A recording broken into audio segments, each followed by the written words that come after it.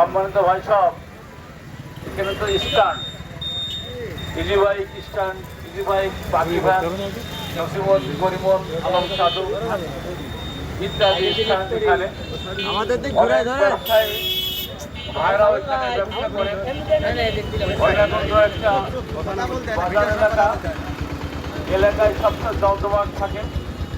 তা আমি জানতে পারলাম যেখানে নিয়মিত চাঁদা উত্তোলন করা হয়।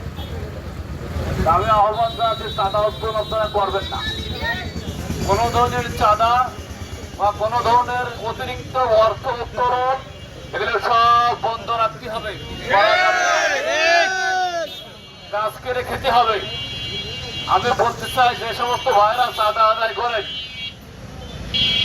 তারা চাঁদা আদায় বন্ধ করুন, কাজ করে খান। কাজ যদি না পান আমার সাথে গোপনে আলাপ করে আপনাদের কাজের ব্যবস্থা করে দেবো। তাই বলে আপনারা চাঁদা আদায় করতে পারবেন না। আর আমি এখানে ব্যবসায়ী সহ সকল শ্রেণীর মানুষ যারা আজ তাদেরকে আহ্বান জানাবো, চাঁদা আদায় করে কারা তাদের চিহ্নিত করুন। এখন থেকে চাঁদা বন্ধ ঘোষণা করা হলো। যদি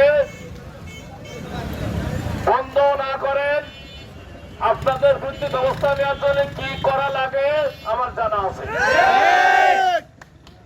অতএব কাজ করে খেতে হবে, চাঁদা আদায় করে খাওয়া যাবে না।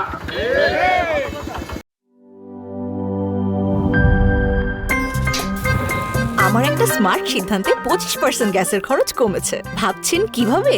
সাধারণ গ্যাস স্টোভ বদলে আমি এনেছি আরএফএল গ্যাস স্টোভ। এর সাইন্টিফিক নজল ও ব্রাস বার্নার ক্যাপ সমানভাবে তাপ ছড়িয়ে রান্না করে দ্রুত।